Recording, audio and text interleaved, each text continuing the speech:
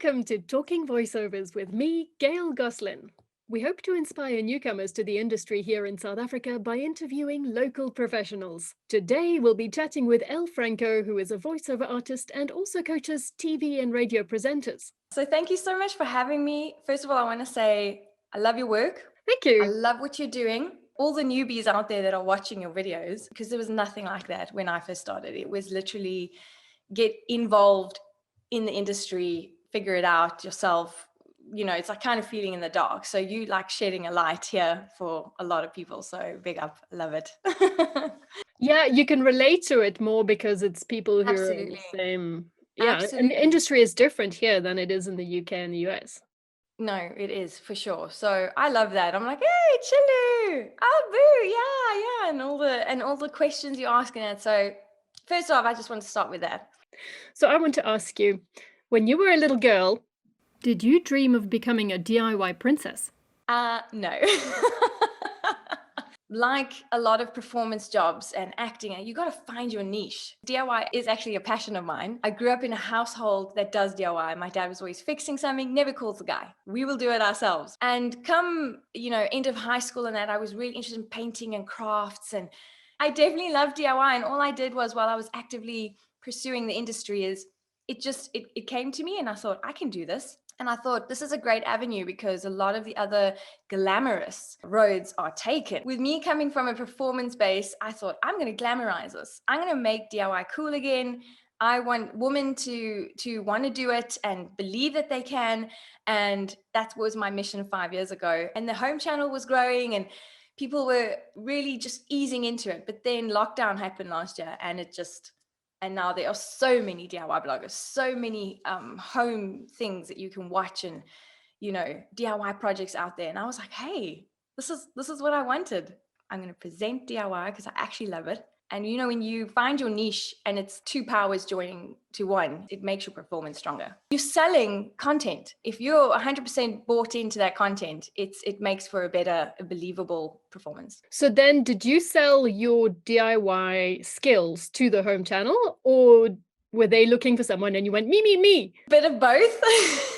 A bit of both. I would explain my journey like this. I always knew I wanted to perform. I was always that kid on the home video going, and the news today. I even recorded on those old tape recordings, like a story, like when you turn the page and it's a story with characters, and me and my cousins would act it out. And I'd be like, oh no, we're going down the hole. And definitely from a young age knew that I love that. Didn't know what it was as in making money and as an industry. Then in my 20s, I got chosen on a TV show to meet Danny Kaye because I was a fan. I still am. And I got to spend the whole day, and I was studying psychology. I was on another route, to becoming something else in a corporate field. And I spent the whole day on this TV show. They surprised me. It was lights, camera, action. I remember the presenter was Bonita, and she was on Carte Blanche. And I literally sat back as a 23-year-old went, this is it. This is what I want to do. And it was everything from the script to the cameraman to the mics I was like, and then went to my mom and dad and they were like, you will finish your studies, you will finish your honor, and you will get a real job. This is a nice hobby. What I did was in my 20s, I made a choice. I was like, no, I don't want to do this. It's not sparking my passion. And then I thought, right, if I'm pushing paper for this company, I'm going to push paper for an industry that actually sparks my interest. So I went into production runner and worked my way up to producer. And that's how you're in all of these circles that you get these feedback from and these opportunities where you are in that position to say, pick me. If I'm close to the camera, close to the director, close to the action, they're either going to see that I can be the presenter. And that was my thought pattern. And that's how voiceover artists, came to me as well as like, it was literally a client that was like, oh, we're looking for a DIY presenter for an expo, and a man, of course. And as a talent person, I was like, oh, I'll look for someone for you, hoping to make a bit of commission. And it turned out like the guys that I asked, they weren't interested. They were like, what must we do? I said, for an hour, you present live on stage the DIY project and tell people the steps and, keep them engaged. And he was like, no, I can't do that. So I phoned back my client and I felt so bad. And I was like, no, sorry, he doesn't want to do it. But if you were looking for a girl, maybe I could have done it. And she was like, ha, ha, ha. And we both ha, ha, ha, and laughed. And I put down the phone. She phoned me back 10 minutes after. She was like, Elle, we need someone. Are you being serious? And I'm like, and then this is one of my favorite quotes throughout my career is, say yes, figure it out later, you know? So I just went, yes, I will do it. She goes, great, submit your projects tomorrow. We'll see you live on Saturday. The crowd will be waiting at 10. And I was like, so I actively pursued the industry, but a lot of things just happened and happened to me. Fell into place. Yeah. Fell into place, absolutely, meant to be. And that I learned a lot. And that's when I came over voiceovers, and I did a bit of presenting and acting on the side. So I was the producer, presenter. Whenever we didn't have talent or budget for talent, my boss producer would be like, choose Elle, she'll be in that OK commercial. So there's online commercials of me in the macro ad, like for winter. Like I turn around, it's like winter macro, you know, like for. And then what happened was producer, presenter, doing it part-time, all mixing in this pot of goodness. Basically, I was exposed to voiceover artists and the voiceover booth. I mean, Chilu and Boo, who you've interviewed, I would book them for jobs and I'd sit and watch and soak it in and be like, I would like to try this. And, you know, also finding a mentor. I worked with Keith Lindsay. He would do lots of high energy, hard sell commercials. And I'd watch him in studio and he kind of was like, I can see you're interested in this. Let me tell you a bit more. And then it just all, whew, and lots of up and downs to get to DIY presenting and this niche that I have and this brand that I have, and then be doing voiceovers actively all the time as well. And a bit of producing. It's a whole pot that mixes and you've got to constantly like, you know, watch them in that. But I couldn't be happier doing and creating and doing something that I love. Like I'm creating on DIY, then I'm on camera, which I'm like, yay. And then I'm doing a voiceover for it. And it all led to then me also then coaching, because time gives you experience. Time gives you, oh, I don't do that, but do this.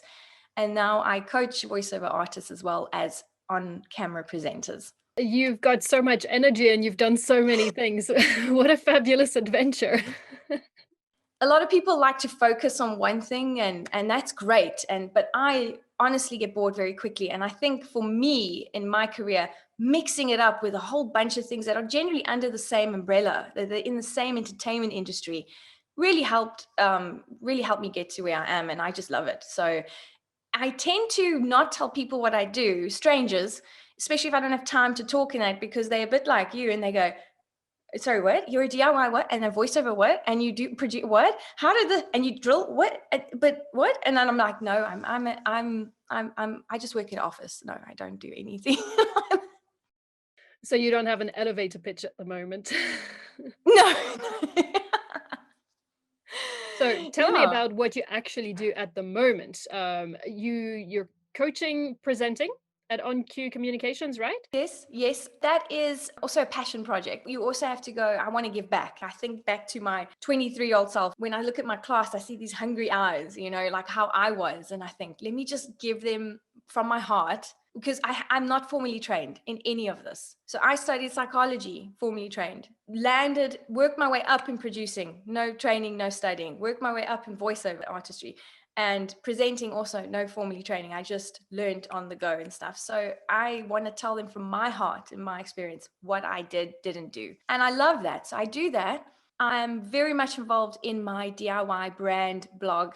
It's actually exploded to a point where, again, I didn't expect it to. A female 5 years ago coming out showing you how to build a coffee table was just, it was kind of unheard of. And now it's like exploded. And it's, again, it's time. It takes time. I got a good following. I have good brands and clients that I work with, and I do great content. So that's what I do. And then also I train and manage a boutique voiceover agency, because obviously time, but that's grown as well over the last, I would meet someone who wants to be a voice, and then I would give them those tips from my heart as well. And then not only that, because of my producer background, I would know how to place them in jobs and who to call. So eventually this talent agency started growing, and now I've got like about 20 great talent on my books, but they're not like heavily well known. Do you know what I mean? They're not like, whoa, you got this fake, because they all snapped up by massive agencies. But these guys are so good that we get constant work in. And so I do that. And then I do my own voiceovers for jobs that come in for me. And that is it. So that's Pick Me Talent. Yeah. Pick me talent. So my talent agency is called Pick Me because I just felt like that was me in my whole 20s, was just like, I'll do it. Me, please. Yeah, no, very busy. But you know what, Gail, as you know, is like if you're doing your passion, no matter what it is, that's my vibe. That's my advice to anybody. It doesn't have to be voiceovers. It could be baking cakes. It could be you want to be the big guy or the big chick in the stock markets. Whatever grabs your heart and keeps you alive and makes you go, yeah, I want to do this. Just do that. Because I feel there's so many people in the world that believe they can't do it and it's going to be a side hobby or a side job, and I'm actually one of those people who totally believe whatever you love, the passion will follow and everything else will fall into place. Then if you're doing all these different things, how do you make them work? How do you market yourself for each one of those different aspects of your passion? I think like anything, you got to cold call, you got to do some things for free at the start. I know a lot of voiceover artists will be like, no, don't do that. But it's climbing the ladder. There's obviously a corporate ladder. And then I believe in our industry where it's more performance and arts based, you know, there's the our ladder. And there's some certain things you have to pay your dues. And there's a lot of things that include that. And that's being active, being aware, immersing yourself in the industry, right? So what biggest thing is like, if you're not actively involved in the industry, how are you going to see these things? So if you really want to be a singer but you're a receptionist, get involved, meet people, go to those industries, say yes, I'll do it. Say, ask the right questions. When someone was like, I'm looking for this, I was there to go, I'll do it. You know what I mean? And that's literally what you got to do for a very long time, unfortunately. And I feel that's one of the things you need as well as patience. This does not happen overnight. I'm still growing my brand. I'm still wanting to produce my own TV show this year.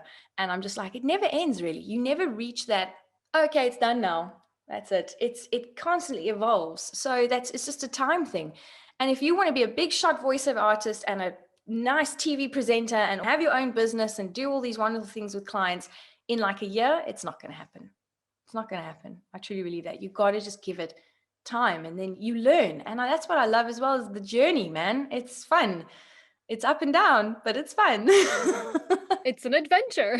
It's an adventure, not on the bad days. And you're like, I should have got a normal job. But you know what? You get back up and things turn around and basically you just got to keep at it.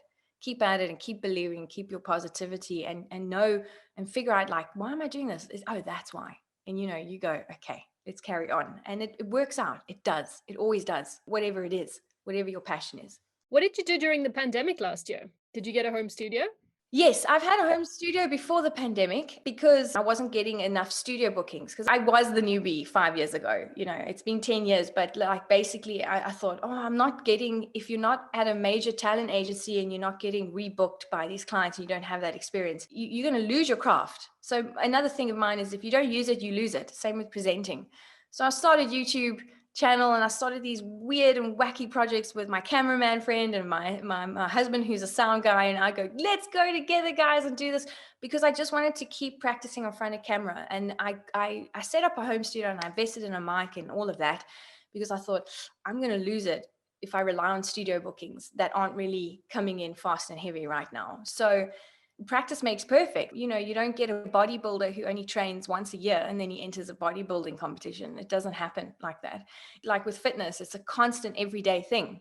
You know what I mean? To get to that level of, yeah, I'm really good at this. So I got the home set up pretty much early on and I was doing things over the internet, which was great. So luckily for me, I was still active during lockdown. It was still stressful, I'm not going to lie, because you don't know what's coming being an entrepreneur. But yeah, we kept the work going. And you know what? Just shows you how resilient you are. I believe if we can get through lockdown and last year, you can do anything. So if your passion is baking cakes, I suggest you find a way and immerse yourself and do it, because you will do it.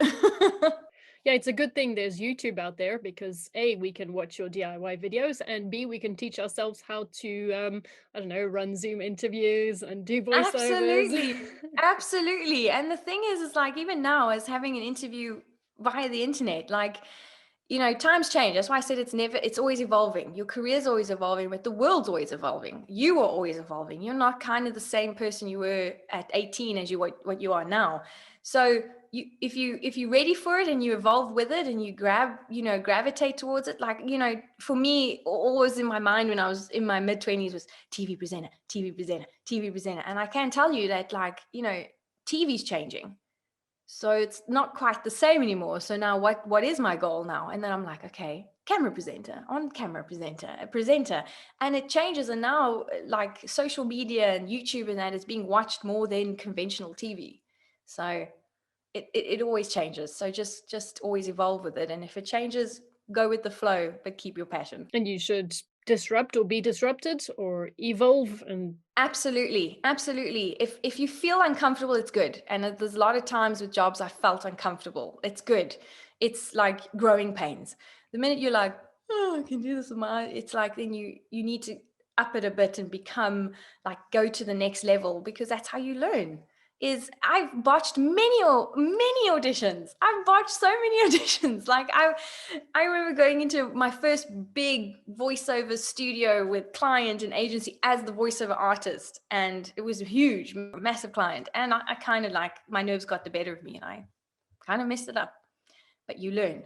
And then the next time I got booked, I was like, oh, I'm not going to do that. And I'm going to be more like this. And I've gone to auditions for TV presenting for a TV show where they liked my look and my feel, but then I was pronouncing the name of the TV show wrong throughout the whole script because, again, nerves. So I tell people this. I'm like, listen, it's not perfect. You're going to win auditions, lose auditions, but never stop trying. Because, like riding a bike, you're going to fall, but do you just chuck the bike and then walk the rest of your life? No, you get back on and you cycle, and then soon you'll be like, oh, this is a breeze. And then you never lose that skill. So you need to fail plenty of times before you can succeed. absolutely. To go from where I was, where having no experience, to here now where you want to interview me on voiceovers or my other passions, is like, wow, it goes so quick as well. Like, I've been 10 years actively from my first job, which was a kid's voice in a toy commercial, to here now. 10 years just went like that. So one of my other favorite quotes is, time's going to pass by anyway. It's going to carry on anyway. So you might as well do what you love, or do something every day towards that, because the next day is going to come and the next day is going to come. And soon you're going to wake up and go, oh, 5 years has gone past, or 10 years has gone past. So that time is going to build up anyway. So you might as well build up your skill or your talent or whatever it is that you want to do.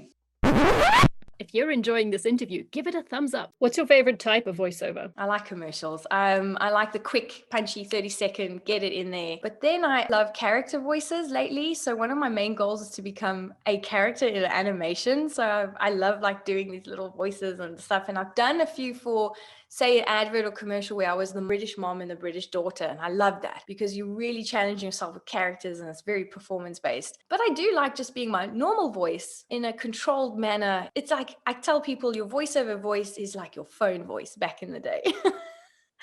I remember my mom, with the business my mom and dad had at home, like, she'd be like, kids, no, stop it. And the voice is like all over the place because you're not aware of how to control it, the diaphragm and all of this.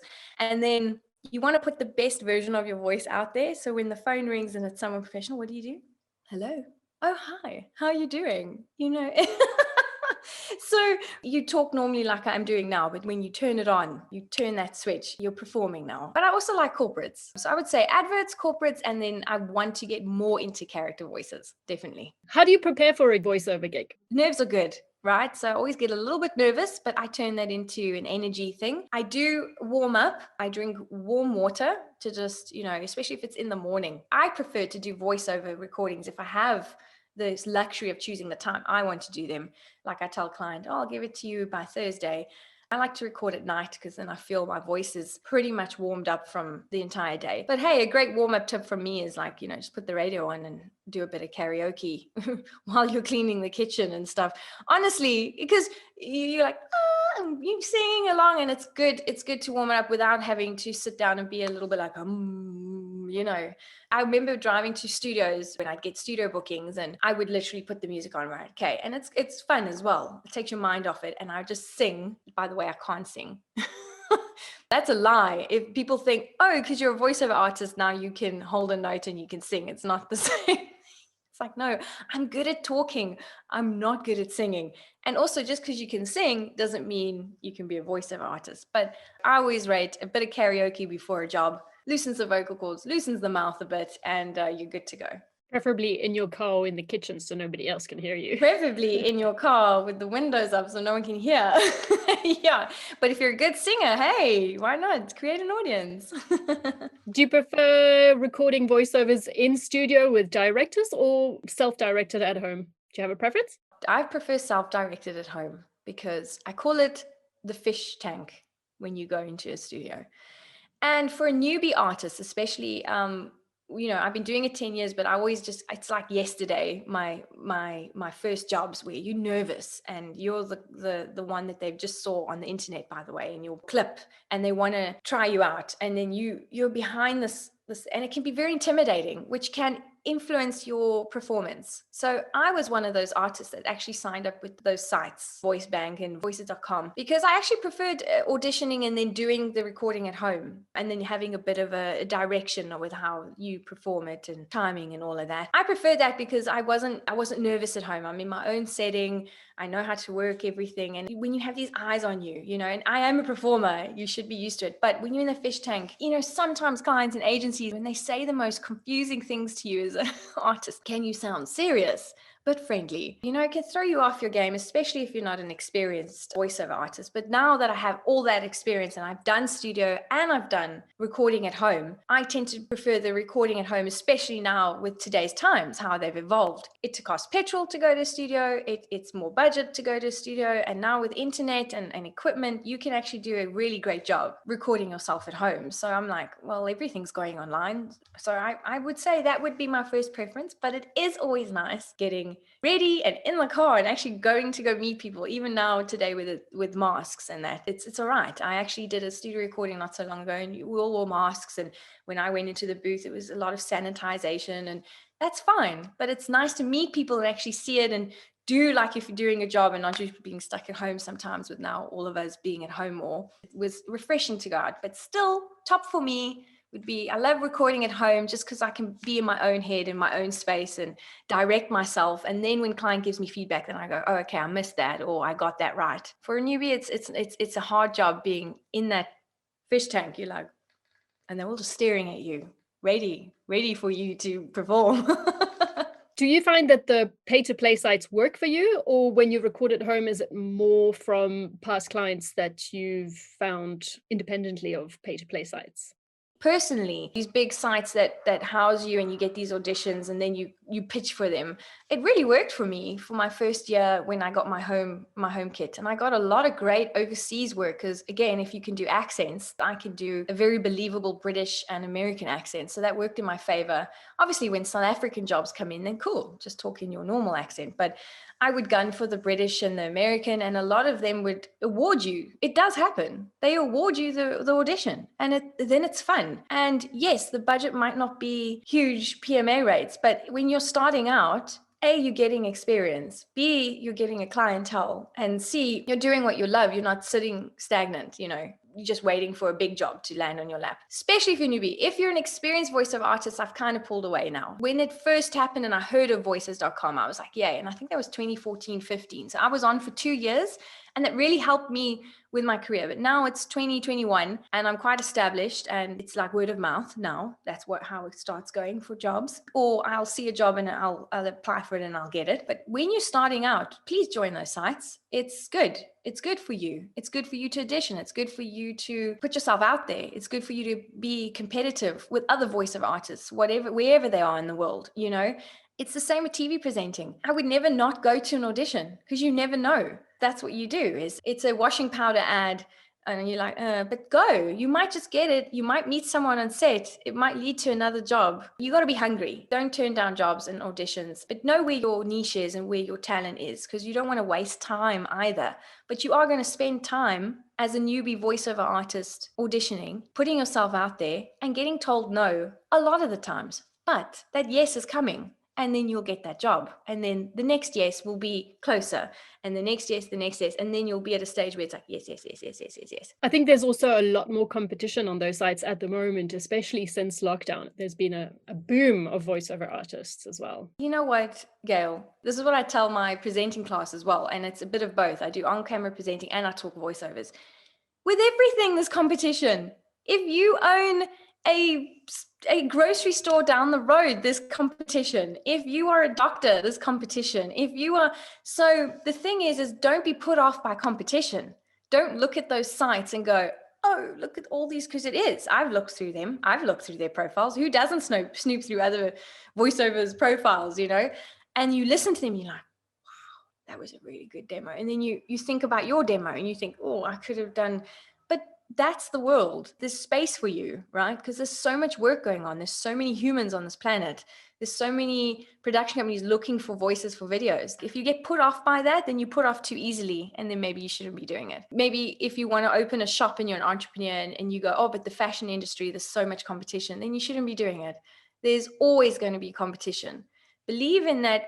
If they're looking for your type of voice, as soon as they play your demo and they go, wow, I want her, that's you. But if they don't want you, they'll want someone else. And I always tell everyone, because my young class at OnQ, they go, I don't want to do food blogging because there's too many food blogs. And I'm like, but you might do something differently. You might have that flair.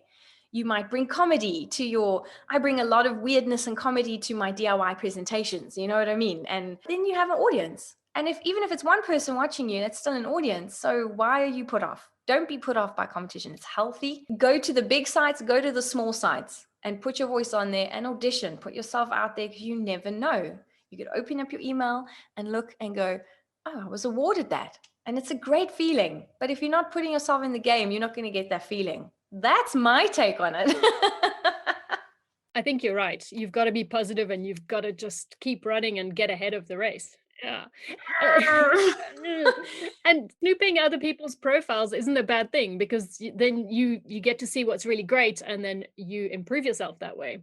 And this is what comes with maturity and aging. And if I knew this in my 20s, is I was always in competition with the other presenters that were white and female around my age, and I'm just like, but if they got that gig, it spoke to their personality. DIY spoke to my personality. If you're more fashion-based, or if you did a comedy show, so presenting news is a news job. You're a news anchor and you're a presenter. Doesn't suit me. I can't keep a straight face. I'll be like, it's terrible. It's a terrible match, but that does not mean that there's not a presenting job out there for me. So again, there's competition. There's lots of competition, but everybody fits in their own little slot. You will find that little slot in your niche. So don't give up. Don't be put off by other people doing what you do. There's only one of you. There's only one DIY with Elle. And it's me, because that's how and there's only one Gail, that does these voiceover podcasts. And there might be someone else who will come along and do it as well. And then you go, but no, either learn from them. That's what's good, is that you go, okay, compare. What can you do better? What's different? What are your strengths? What are your weaknesses? And that's what makes you a better performer. Don't see it as a negative thing. I can see you smiling now, because it does. It ignites that, like, yeah, I'm me. I want to go out there. And yes, you are going to get disappointed. Yes, a lot of people won't like your voice. They won't like your face. They won't like your vibe. But that doesn't mean that they all won't. There's jobs for everybody. So if you're scared of competition, please just don't even get up in the morning, because there's competition everywhere. Where can people find you? Where would be the best place out of all the different social media accounts that you have to reach? Oh, no. Well, I live at number 6. No, I'm joking. Don't just pitch up at my door. No, social media. I'm very, very strong and active on DIY with Elle at the moment, because it is my foremost platform that I'm very actively involved. I have a lot of clients that I have to keep happy with content and stuff. So you can find me at DIY with Elle, YouTube, Instagram, Facebook. Then Elle Franco, my full name, because that's how I started out in the industry, was being a presenter. Just look out for this face on social media and the name, because you never know. I'm always awake at night just before I fall asleep, thinking of new things and new ways and new hobbies to turn into passions, to turn into work, because that's what it's all about. It's just every day getting up and being excited about what you do. That's very important. Well, thanks, Elle. That was really welcome. Fabulous. You're welcome. There's so much information. You've been watching Talking Voiceovers. To make sure you don't miss the next one, subscribe and hit that bell to get all the notifications.